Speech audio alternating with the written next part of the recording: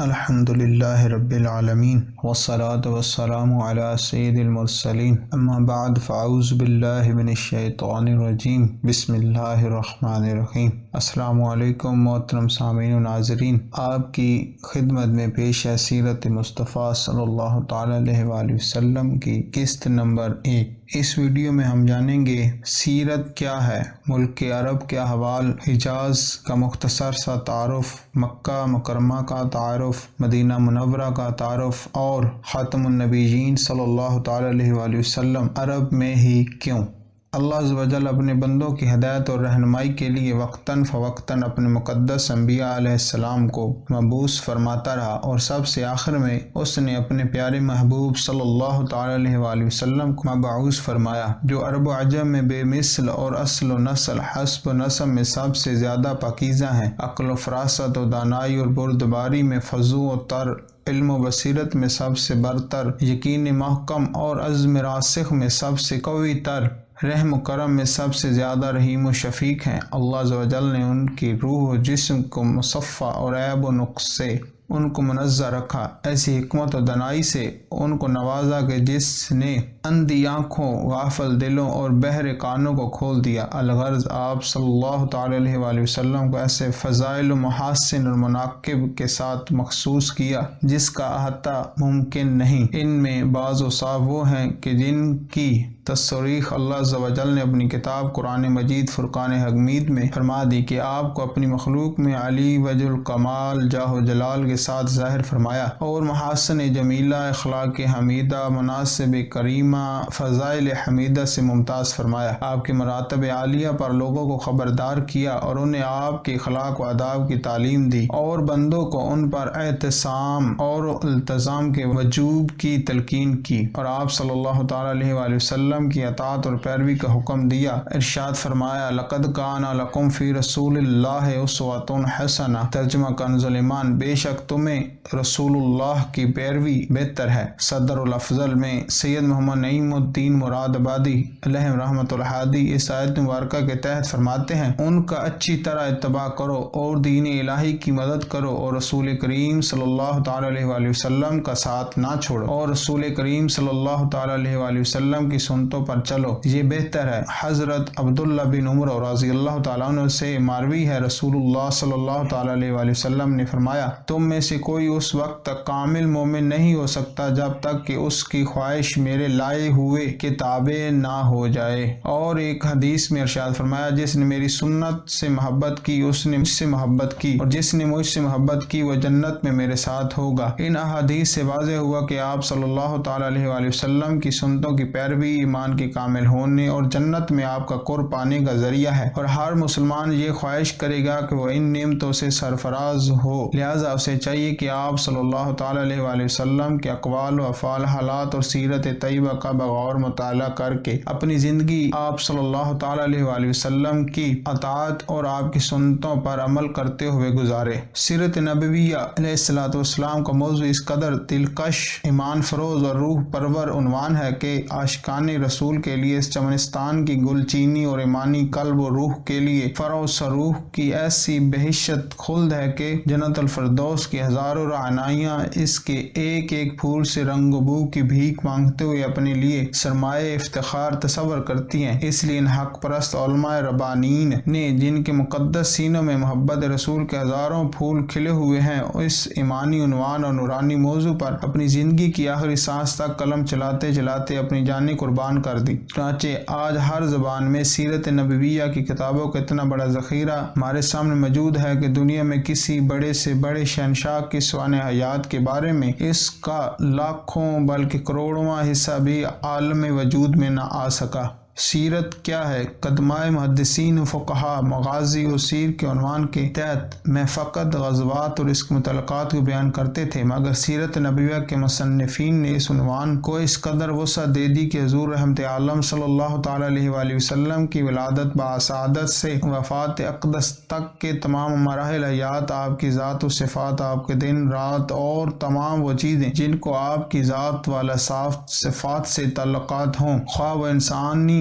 زندگی کے معاملات ہوں یا نبوت کے معجزے ہوں، ان سب کو کتاب سیرت ہی کے ابواب، فصول اور مسائل شمار کرنے لگے۔ چنانچہ اعلان نبوت سے پہلے اور بعد کے تمام واقعات کا شان نبوت سے جبل حرا کے غار تک اور جبل حرا کے غار سے جبل ثور کے غار تک اور حرم کعبہ سے طائف کے بازار تک اور مکہ کی چراگاہوں سے ملک شام کی تجارت گاہوں تک اور ازواج مطہرات رضی اللہ تعالی عنہم کی حجروں کے خلوت گاہوں سے لے کر اسلامی غزوات کی رزم گاہوں تک آپ کی حیات مقدسہ کے ہر لمحہ میں آپ کی مقدس سیرت کا آفتاب عالم تاب جلوہ گر ہے۔ اسی طرح خلفائے راشدین ہوں یا دوسرے صحابہ کرام، ازواج مطہرات ہوں یا آپ کی اولاد عظام، ان سب کی کتاب زندگی کے اوراق پر سیرت نبوت کے نقش و نگار پھولوں کی طرح مہکتے، موتیوں کی طرح چمکتے اور ستاروں کی طرح جگمگاتے، اور یہ تمام مضامین سیرت نبویہ کے شجرۃ الخلد میں ہی شاخیں، پتیاں، پھول اور پھل ہیں۔ واللہ تعالی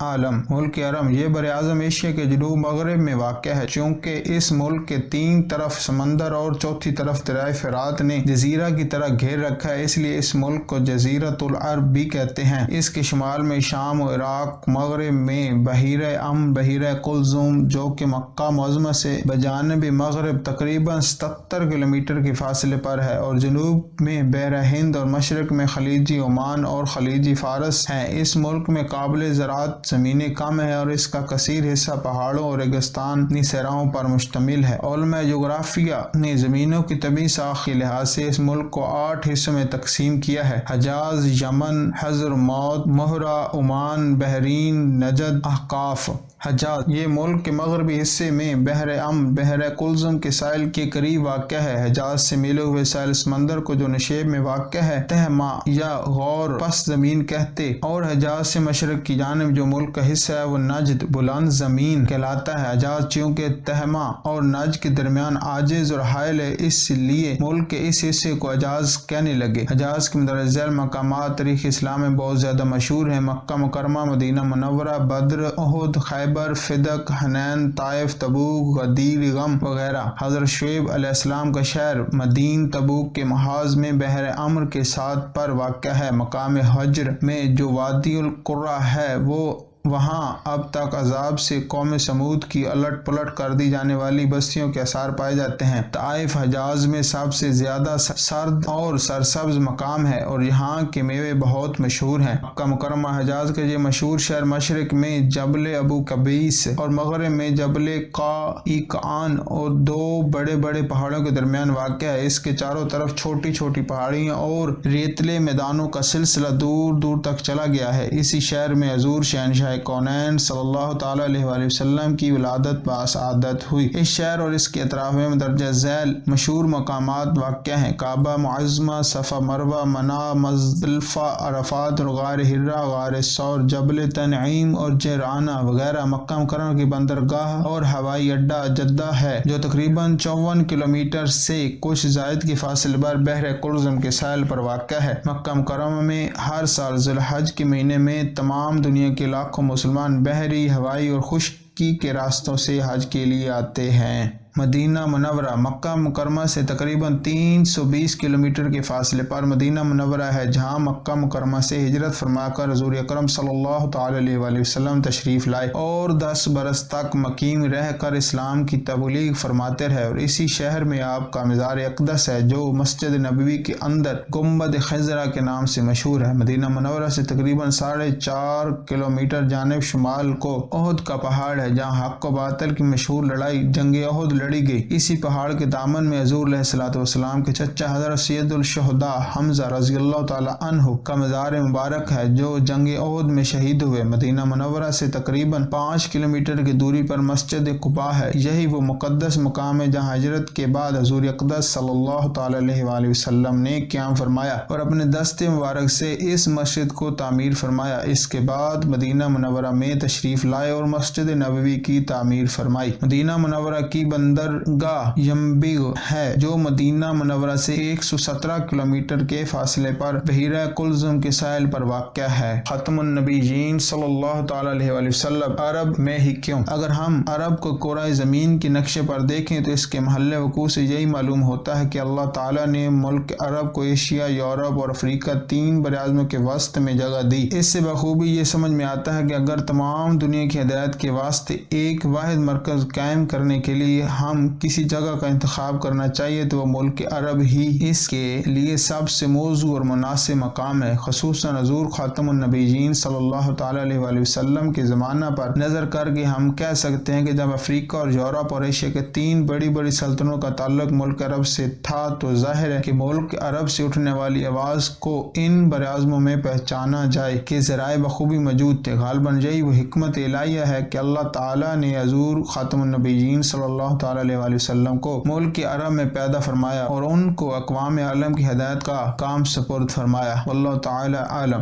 اگر آپ کو ویڈیو اچھی لگے ہو تو ویڈیو کو لائک کریں، شیئر کریں اور کومنٹس میں ضرور بتائیے گا۔ چینل کو سبسکرائب کریں تاکہ ہمارے آنے والی تمام ویڈیوز کے اپڈیٹ آپ تک پہنچتی رہیں۔ جزاکم اللہ خیرا۔